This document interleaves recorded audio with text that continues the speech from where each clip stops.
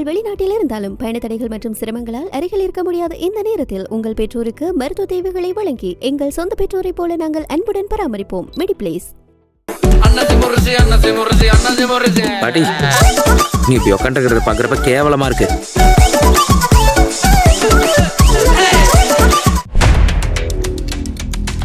America மற்றும் Israel இணைந்து Iran மீது தொடங்கிய ஆபரேஷன் எபிக் ஃபியூரி இராணுவ நடவடிக்கை தற்போது 5வது வாரத்தை எட்டியுள்ளது.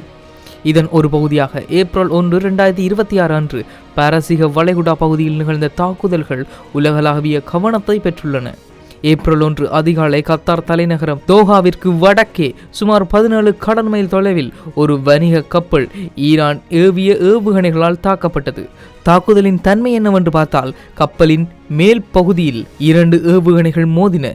அதில் ஒரு ஏவுகணை வெடித்ததில் கப்பல் தீ பற்றி எரிய ஆரம்பித்தது.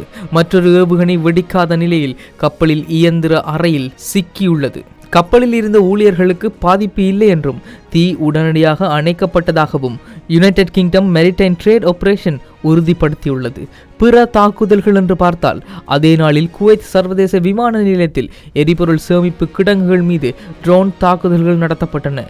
அமெரிக்காவின் நிலைப்பாடு இதில் என்னவென்று பார்த்தால், அமெரிக்க அதிபர் டொனால்ட் ட்ரம்ப் இந்த போர் நடவடிக்கை குறித்து சில கருத்துக்களை வெளியிட்டுள்ளார். அடுத்த 2 முதல் 3 வாரங்களுக்குள் அமெரிக்கா ஈரானில் இருந்து வெளியேறும் என்றும் போரை முடிவுக்கு கொண்டுவர ஈரானுடன் அதிகாரப்பூர்வ ஒப்பந்தங்கள் தேவையில்லை என்றும் அவர் குறிப்பிட்டுள்ளார். இலக்கு எட்டப்பட்டதா என்ற கேள்விக்கு ஈரானின் அணு ஆயுத கனவு தகர்க்கப்பட்டு விட்டதாகவும் அந்நாட்டின் ஆட்சி அதிகாரத்தில் மாற்றம் ஏற்பட்டுள்ளதாகவும் அவர் உரிமை கோரியுள்ளார். ஹார்மோஸ் நீர் சந்தி, இந்த நீர் சந்தியை திறந்து வைப்பது அமெரிக்காவின் வேலை அல்ல என்றும் சீனா, பிரான்ஸ் போன்ற நாடுகள் தங்களுக்கு தேவையான எரிபொருளை பெற அந்த பாதையை தாங்களே பாதுகாத்து கொள்ள வேண்டும் என்றும் அதிபர் டொனால்ட் ட்ரம்ப் கூறியுள்ளார். அதிபர் டொனால்ட் ட்ரம்பின் இந்த செயற்பாடு உலகில் மற்ற நாடுகளை இந்த போரில் இழுப்பதற்கான ஒரு ஏற்பாடு என்று பலர் சொல்லி வரும் இந்த நிலையில் அமெரிக்காவின் இந்த திடீர் பின்வாங்கல் முடிவை வளைகுடா நாடுகள் கடுமையாக எதிர்க்கின்றன. சவுதி அரேபியா மற்றும் ஐக்கிய அரபு அமீரகம் ஈரானின் இராணுவ கட்டமைப்பு மற்றும் ஏவுகணை திறன் முழுமையாக அளிக்கப்படும் வரை போரை நிறுத்தக்கூடாது என்று வாஷிங்டனை வலியுறுத்தி வருகின்றன. அமீரகத்தின் அதிருப்தி என்னவென்றால், இதுவரை 2300க்கும் மேற்பட்ட ஏவுகணை மற்றும் ட்ரோன் தாக்குதல்களை ஈரான் தன் மீது நடத்தியுள்ளதால் ஈரானுக்குள் தரைப்படை தாக்குதலை நடத்த வேண்டும் என்று அமீரகம் அழுத்தம் கொடுத்து வருகின்றது. கத்தார் மற்றும் ஓமனை பொறுத்தவரை போர் நீடிப்பதை விட ராஜதந்திர ரீதியான பேச்சுவார்த்தைகள் மூலம் அமைதி திரும்ப வேண்டும் என்பதே அவர்கள் உறுதியாக இருக்கின்றனர். தற்போதைய போரின் சேத விவரங்கள் என்று பார்க்க போனால், கடந்த 1 மாத கால போரில் ஏற்பட்டுள்ள உச்ச சேத பாதிப்புகள், ஈரானின் தரப்பில் சுமார் 6000க்கும் மேற்பட்ட இராணுவ வீரர்கள் உயிரிழந்துள்ளனர். 190க்கும் மேற்பட்ட ஏவுகணை ஏவு தளங்கள் மற்றும் 150க்கும் மேற்பட்ட கடற்படை கலன்கள் அளிக்கப்பட்டுள்ளன. அமெரிக்கா மற்றும் இஸ்ரேல் தரப்பில் சுமார் 15 அமெரிக்க வீரர்கள் மற்றும் 11 இஸ்ரேல் வீரர்கள் கொல்லப்பட்டுள்ளனர். மத்திய கிழக்கில் உள்ள 17 அமெரிக்க இராணுவ தளங்கள் சேதமடைந்துள்ளன. ஈரானின் உச்ச தலைவர் உள்ளிட்ட முக்கிய தலைவர்கள் கொல்லப்பட்டதை தொடர்ந்து ஈரான் தற்போது பலவீனமான நிலையில் இருப்பதாக அமெரிக்கா கருதுகிறது. எனினும் ஹார்மோஸ் நீர் சந்தி மூடப்பட்டதால் உலகளாவிய கச்சா எண்ணெய் விலை உயர்ந்து வருவது அமெரிக்காவிற்கு பொருளாதார நெருக்கடியை ஏற்படுத்தியுள்ளது. இதனால் முழுமையான வெற்றியை அறிவிக்காமல் இலக்கு எட்டப்பட்டது என்ற போர்வையில் அமெரிக்கா வெளியேற துடிப்பது வளைகுடா நாடுகளிடையே பெரும் அச்சத்தை ஏற்படுத்தியுள்ளது. பிப்ரவரி 28 அன்று தொடங்கிய ஈரான் மீதான இராணுவ நடவடிக்கை இப்போது ஒரு தீவிரமான கட்டத்தை எட்டியுள்ளது. ஏப்ரல் 1 அன்று கத்தார் அருகே நடந்த கப்பல் தாக்குதல், இந்த மோதல் வெறும் நிலப்பரப்போடு நின்று விடாமல் உலகளாவிய எரிசக்தி விநியோக சங்கிலியை எந்தளவிற்கு பாதிக்கும் என்பதை மீண்டும் நிரூபித்துள்ளது. உலகின் கச்சா எண்ணெய் போக்குவரத்தில் 20% பங்கை கொண்டுள்ள ஹார்மோஸ் நீர் சந்தி மார்ச் 2 முதல் ஈரான் தரப்பால் அதிகாரப்பூர்வமாக மூடப்பட்டதாக அறிவிக்கப்பட்டது.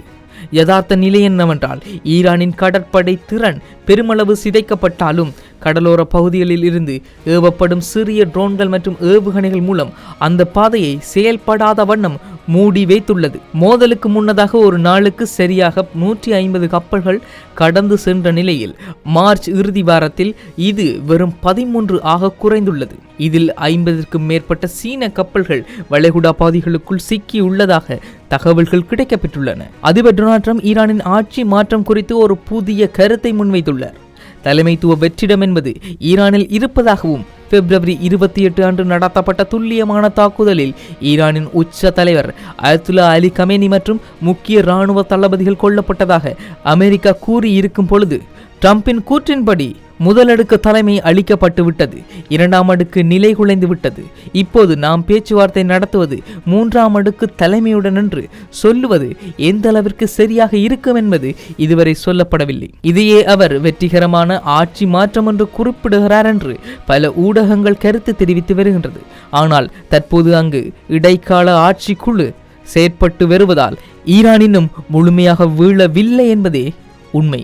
முன்பு அமெரிக்காவுடன் இணைந்து ஈரானை எதிர்க்க நினைத்த வளைகுடா நாடுகள் இப்போது ஒரு இக்கட்டான நிலையில் உள்ளது.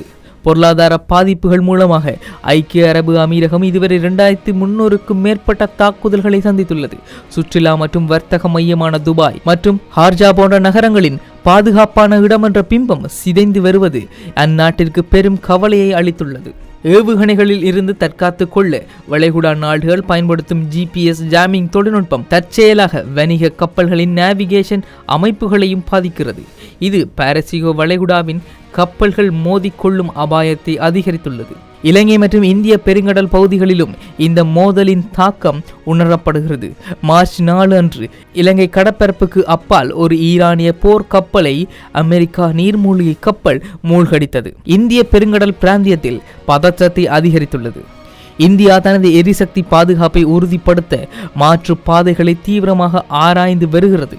இவையொரு புறம் இருக்க அமெரிக்கா அடுத்த 15 நாட்களில் வெளியேற திட்டமிட்டாலும் ஈரான் தனது தாக்கும் மற்றும் மறையும் உத்தியை கைவிடப் போவதில்லை. இதனால் எண்ணெய் விலை பேரல் ஒன்றுக்கு 120ஐ தாண்டும் அபாயம் உள்ளது. இது உலக பொருளாதாரத்தில் ஒரு நீண்டகால மந்த நிலையை உருவாக்கக்கூடும். 2026ஆம் ஆண்டு இந்த இராணுவ மோதல் வெறும் இரு நாடுகளுக்கு இடையேயான போர் என்பதை தாண்டி உலகளாவிய அரசியல் மற்றும் பொருளாதார கட்டமைப்பில் ஒரு பாரிய மாற்றத்தை ஏற்படுத்த உள்ளது. இதன் விளைவுகள் நாம் நன்கு அறிந்ததுதான். ஒட்டுமொத்த உலகமும் இன்று ஒரு போர் அபாயத்தில் சிக்கி தவிப்பதால் இது எப்படியான விளைவுகளை ஏற்படுத்த போகின்றது என்பதில் ஒட்டுமொத்த உலகத்தின் பார்வை திரும்பியுள்ளது. சுருக்கமாக சொன்னால் 2026 ஏப்ரல் மாதத்தில் இந்த சூழல் ஒரு போரின் முடிவை விட ஒரு நீண்டகால பதற்றத்தின் தொடக்கமாகவே பார்க்கப்படுகின்றது. அணு ஆயுத அச்சுறுத்தல் தற்காலிகமாக நீக்கப்பட்டிருந்தாலும் வளைகுடா நாடுகளின் பாதுகாப்பு, உலக பொருளாதாரத்தின் ஸ்திரத்தன்மை மற்றும் சர்வதேச கடற்போக்குவரத்தின் சுதந்திரம் ஆகிய 3 தூண்களும் தற்போது மிகப்பெரிய ஊசலாட்டத்தில் உள்ளது. சர்வதேச சமூகம் ஒருங்கிணைந்து ஒரு நிலையான ராஜதந்திர தீர்வை எட்டாத வரை பாரசீக வளைகுடாவில் அலைகள் அமைதியாக போவதில்லை என்பது உலக போரியல் ஆய்வாளர்களின் கருத்தாக காணப்படுகின்றது. ஒட்டுமொத்த உலகமும் இன்று ஒரு ஆகப்பெரும் அழிவின் விளிம்பில் தள்ளப்பட்டு உள்ளது என்பதில் எந்த மாற்று கருத்தும் இருக்க முடியாது. இந்த போர் நாளை ஒரு அணு ஆயுத போராக மாறுமா என்ற கேள்விக்கு தற்காலிகமாக அது இல்லை என்று சொன்னாலும் சில நேரங்களில் இந்த போர் அணு ஆயுத போராக மாற வாய்ப்புள்ளதாக போரியல் ஆய்வாளர்களின் கருத்துகள் இருக்கின்றது. ஆனால் இவை எல்லாவற்றையும் கடந்து இப்பொழுது டொனால்ட் ட்ரம்ப் ஈரானுக்குள் தரைவழி தாக்குதல் பண்ண போவதில்லை என்றும், ஒருவேளை ஈரானுக்குள் தரைவழி தாக்குதல் செய்ய நேரிட்டால் அது ஈரானின் ஒட்டுமொத்த அழிவாக இருக்கும் என்று அவர் கூறியது எந்த வகையில் சரியாக இருக்கும் என்பது தெரியவில்லை. ஒட்டுமொத்தமாக இந்த போர் என்ன விளைவுகளை கொடுக்குதோ இல்லையோ உலகத்திற்கு பொருளாதார சமனற்ற தன்மையை மட்டும் கொடுக்க போகின்றது என்பதில் எந்த மாற்று கருத்தும் இருக்க முடியாது. இது IBC தமிழ்.